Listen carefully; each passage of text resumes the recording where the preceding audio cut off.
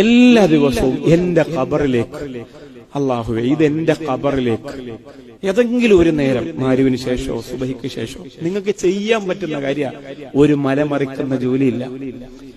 ഒരു നിബന്ധനയേ ഉള്ളൂ, വെപ്രാളപ്പെട്ട് ഓതരുത്. അഊദു ബില്ലാഹി മിനശ് ശൈത്വാനിർ റജീം ബിസ്മില്ലാഹിർ റഹ്മാനിർ റഹീം ഖുൽ ഹുവല്ലാഹു അഹദ് അങ്ങനെ നിർത്തി ഓതണം. ആ പരിപാടിക്ക് കവറിന്റെ അകത്തോട്ട് ചെല്ലണ്ട, അവിടെ ചെക്കിംഗ് ഒക്കെ ഉണ്ട്. ഇത് നിങ്ങളെ പോലെ ചിരിച്ചാണിക്കുമ്പോൾ കയറ്റി വിടൂല അലിയാരാക്കാരെ ഭാര്യ എന്നും പറഞ്ഞു. ആ പരിപാടി പറ്റൂല. സാവകാശം പറ്റുമെങ്കിൽ മാത്രം ഓതിയാൽ മതി, ഇല്ലെങ്കിൽ മെനക്കെടണ്ട. കാരണം എന്താ, അതിനുവേണ്ടി മെനക്കെട്ട് അതിന്റെ ശിക്ഷയും കൂടെ വാങ്ങണ്ട. വെറുതെ ഇരുന്നാൽ മതിയല്ല, അതിൽ കുറച്ച് അനുഭവിച്ചാൽ മതി. 10 സൂറത്തുൽ ഇഖ്ലാസ്. എന്താണ് നിങ്ങൾക്ക് ദുനിയാവിലെ നഷ്ടം? ഒന്നുമില്ല. ഇത് എന്റെ ഖബറിലേക്ക് അല്ലാഹുവേ എന്റെ ഖബറിലേക്ക് മക്കൾ വന്ന് ദുആ ചെയ്യുമെന്ന് നമുക്ക് പ്രതീക്ഷ മാത്രമുള്ള, ഉറപ്പില്ലാത്ത നമ്മുടെ ഖബറിലേക്ക്